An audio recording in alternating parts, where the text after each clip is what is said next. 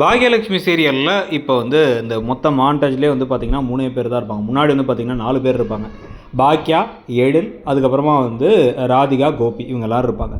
எழிலை மாற்றினதுக்கு பிறகு எழிலுக்கான இம்பார்ட்டன்ஸை அப்படியே குறைச்சிட்டே வந்து அவரை வந்து இப்போ இந்த இதில் காமிக்கிறதே இல்லை. அதுக்கு பதிலாக 3 பேர் அப்படிங்கிற மாதிரி தான் இருக்குது.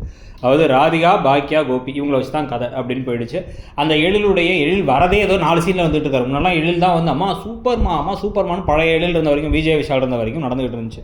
ஸோ இப்போ இதுக்கு பிறகு இப்போ புது ட்ராக்கில் வந்து பார்த்தீங்கன்னா ராதிகாவுக்கான இம்பார்ட்டன்ஸ் இப்போ இருந்துகிட்டே இருந்துச்சு. இப்போ கரெக்டாக ராதிகாவே இல்லை போல. இதுக்கப்புறமா ராதிகாவை இந்த ஊரை விட்டு அனுப்பிடுறது, பெங்களூருக்கு அனுப்பிடுறது, மையுவை காமிக்கிறதே இல்லை. ஸோ அவங்களுக்கு அவ்வளோதான். இதுக்கப்புறம் இந்த சீரியலில் ஏதாச்சும் நடுவில் சின்ன சின்ன விஷயங்களுக்கு வந்தால் தான் உண்டு. இப்போதைக்கு இவங்க பிளான் பண்ணியிருக்க கதை களத்துங்கிற மாதிரி தான் தோணுது. அப்போ மிச்சம் இருக்கிற விஷயங்கள் வந்து பார்த்தீங்கன்னா திருப்பி பாக்யா அண்ட் கோபின்னு வருது அப்படின்னா இவங்களுக்குள்ள எந்த ஒரு கெமிஸ்ட்ரியும் கிடையாது. இப்போ பாக்யா வந்து கம்ப்ளீட்டாக கோபியை வந்து எனக்கு வேணான்னு முடிவு பண்ணிட்டாங்க. அப்போ கோபி திருப்பி பாக்யாவை தான் மேலே காதலில் விழ வைக்கிறதுக்கு செய்ய போகிற விஷயங்களை வச்சு கதை போகுதுன்னா நம்ம கேட்கவே நாராசமாக இருக்குது. ஏன்னா அந்தளவுக்கு அவர் டார்ச்சர் பண்ணியிருக்காரு.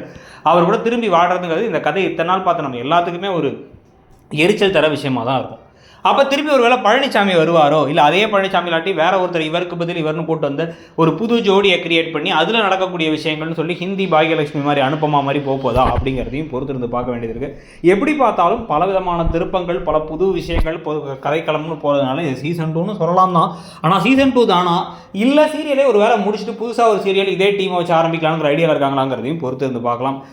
நீங்கள் இப்போ இதில் அந்த இனியாவுக்கு வேறு ஒரு லவ் ட்ராக் ஒரு பக்கம் ஓடிட்டு இருக்கு. செடியனை திருப்பி இங்கே வர வைக்கிற ட்ராக்கு, திருப்பி பாக்யாவையும் கோபியும் சேர்த்து வைக்கிறேன்னு ஈஸ்வரி சபதம் போட்டிருக்க சபத ட்ராக் ஒன்று, எழில் வந்து தனக்கு இன்னொரு குழந்தை அப்படின்னு இருக்க அந்த ட்ராக் ஒன்று, அப்படின்னு 3 பிள்ளைங்களுக்கும் ஒவ்வொரு ட்ராக்கு ப்ளஸ் இந்த லீட் கப்பலுக்கு ஒரு ட்ராக்குங்கிறத மட்டும் வச்சு இந்த கதை போகுதுன்னா அது இன்ட்ரெஸ்டிங்காக இருக்கா? இல்லை இந்த சீரியல் போதுங்க, நான் நிறைய பார்த்தாச்சு, புதுசாக ஏதாச்சும் பண்ணுறேன்னா பண்ணுங்கள், இல்லைனா வேணாம் அப்படின்னு நினைக்கிறீங்களாங்கிறத கமெண்ட் செக்ஷனில் சொல்லுங்கள். அப்படியே இடம்பொருள் சேனலை மறக்காமல் சப்ஸ்கிரைப் பண்ணிட்டு அந்த பெல் ஐக்கானை கிளிக் பண்ணுங்கள். நிறைய பேர் நம்ம வீடியோஸ்லாம் வரதில்லை, முன்ன மாதிரி காமிக்கிறது இல்லைன்னாங்க, அது உண்மையாக அப்படிங்கிறத கமெண்ட் செக்ஷன்லையும் சொல்லிவிடுங்க. அப்படியே அந்த பெல் ஐக்கானை மறக்காமல் கிளிக் பண்ணால் தான் வீடியோ வருவது ஞாபகத்தை வச்சுக்கோங்க. தேங்க்யூ.